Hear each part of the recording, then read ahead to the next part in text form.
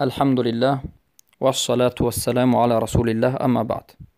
برادر سوال نموده اند که چگونه اشاره سبابه کردن در تشهد رو به ما بیان بکنید و دلیل رو ذکر بکنید که در حالت تشهد در وقت برداشتن انگشت این انگشت جنبانیده می شود، تحریک داده می شود و دلیل رو ذکر می کنید از اول نماز تا آخری، یعنی از اول تشهد تا آخری تشهد این انگشت برداشته بشد. بارک الله فیکم. اولا بارک الله فیکم بدانید که در این مسئله مذاهب اختلاف کرده اند، اما ما این رو همچون معلومات می رسونیم. قول راجح این قول رسول اکرم صلی الله علیه وسلم است، واجب الاتباع است. پس ما نظر به فعل و قول رسول اکرم صلی الله علیه وسلم میکنیم.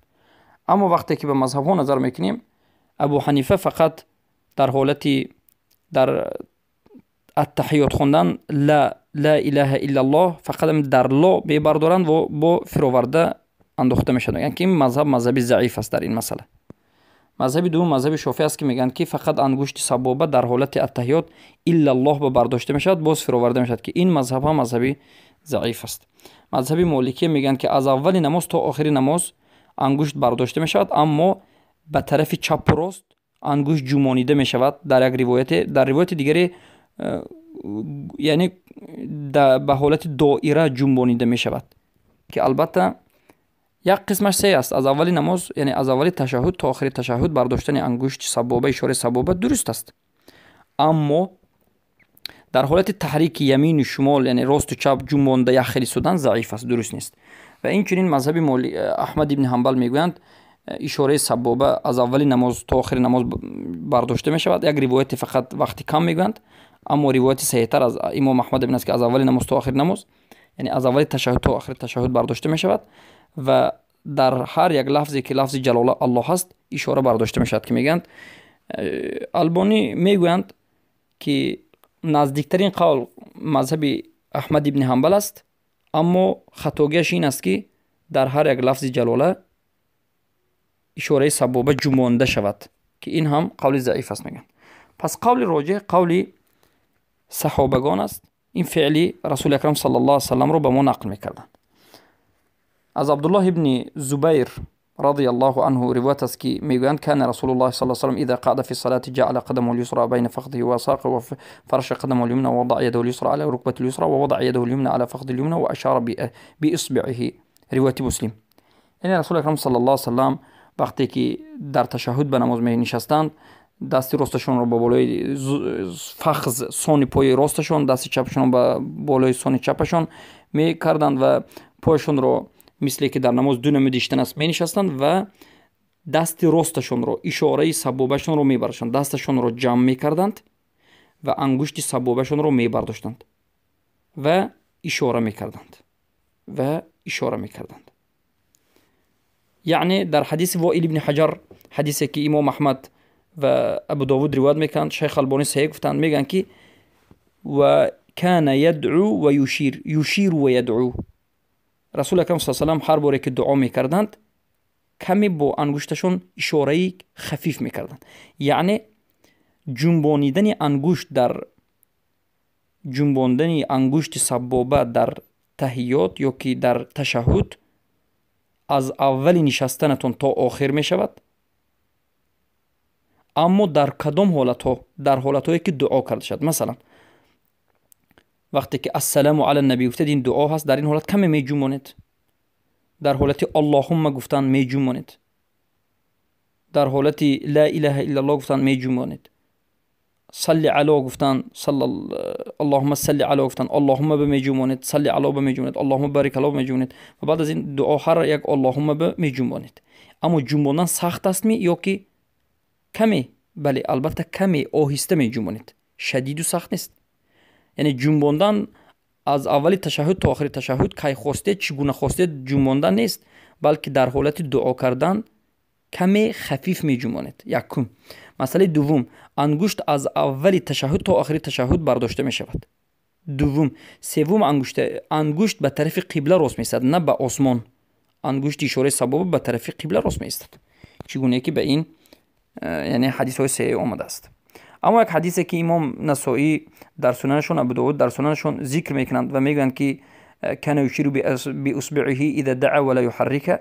رسول اکرم صلی الله علیه و وقتی که دعا میکردند، یشیر باصبعه اذا دعا ولا يحرك، یعنی وقتی که دعا میکردند انگشتشون اشاره میکرد و اما نمی جنبانیدن. این البته این حدیث چی است؟ حدیثی یک قسمش ضعیف است. ولا یحرک، همین کلمه که پیامبر صلی الله علیه و آله انگشتشون رو نمی جنباندند این ضعیف است. این ضعیف رو ابن القیم جوزی در کتاب زواد المعاد ذکر کردند که میگن این حدیث صحیح است، اما همین زیادتی که هست ولا یحرک، این حدیث انمیجش ضعیف است. و البانی، امام البانی هم این حدیث رو در تمام المنه گفتند که آخرش ولا یحرک، پیامبر انگشتشون رو نمی جنباندن، این ضعیف است. بلکه پیامبر صلی الله علیه و آله چخیلی که حدیث عبدالله بن زبیر رو ذکر کردیم در روایت مسلم است، رسول اکرم صلی الله علیه و آله در حالتی به التحیات، یعنی به حالت تشهد اول یا دوم نشستن، رکعت 2 باشد یا 4 باشد، انگشت رو می برداشتند از اولی نماز تا آخری نماز، یعنی از اولی تشهد تا آخری تشهد، و در هر یک حالتی که دعا میکردن اللهم صل علی بارک علی یا که صلی الله علیه و سلم، در این حالت ها می جنبانیدند. و اینچون از وائل ابن حجر روایت دست که البته حدیث طولانی است، دور دراز است، حدیث است. امام نسائی روایت میکنند، ابن خزیمه روایت میکنند، صحیح میدانند، ابن حبان روایت میکنند و البانی هم در کتاب ارواء الغلیل این حدیث رو صحیح دونستند. میگن من حتما به صفت صلوات رسول اکرم صلی الله علیه و آله نظر کردم که رسول الله چگونه نماز میخوندند. وقتی که قیام میکردند الله اکبر میگفتند و دستشون رو میبرداشتند، قریب که به گوششون دستشون رو میرسونیدند، به گوششون نمیرسونیدند. به گوش رسونیدن دستم نگفته نماند که بدعت است. پس دستی راستشون رو به بالای دست چپشون میموندند و بعد از این به صدرشون میگذاشتند. وقتی که رکوع میکردند الله اکبر گفته رکوع میکردند.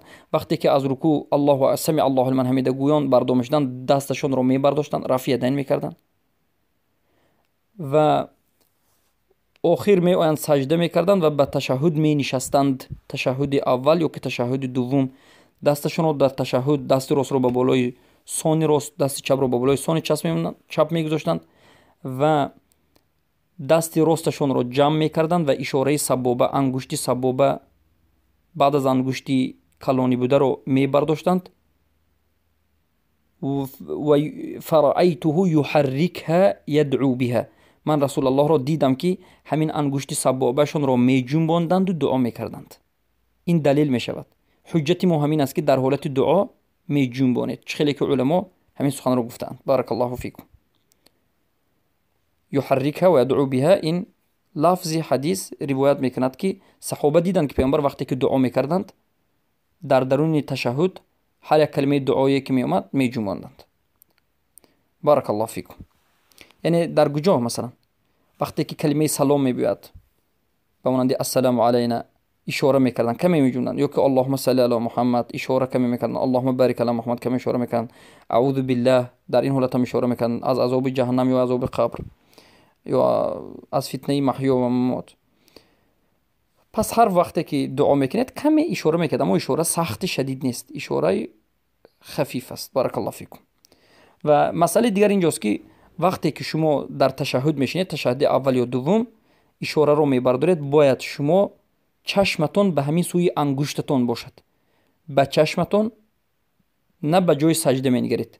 بعضی میگن که به جای سجده مینگرید، بعضی هم میگن که به قلب مینگرید. این مذهبی صوفی و باطل است که میگن در حالت تشهد به دل مینگرید. این غلط است. صحیح که از حدیث صحیح روایت است این است که انسان باید در حالت تشهد نشستن انگشت خود رو، اشاره سباب رو از اول تا آخر تشهد بردارد، در حالت دعا کمی جموند و به چشمش فقط به همین اشاره سبابه نظر کند. چخیلی که در شرح صحیح مسلم آمده است و عبدالله ابن زبیر هم همین رو روایت میکردند. چخیلی که حدیث عبدالله ابن زبیر که پیش گذشت ابو داود روایت کرده اند و ابن خزیمه، ابن حبان صحیح دونستند و البانی هم صحیح میکنند. در صحیح ابو داود هم آمده است، میگن لا یجاوز بصره اشارته.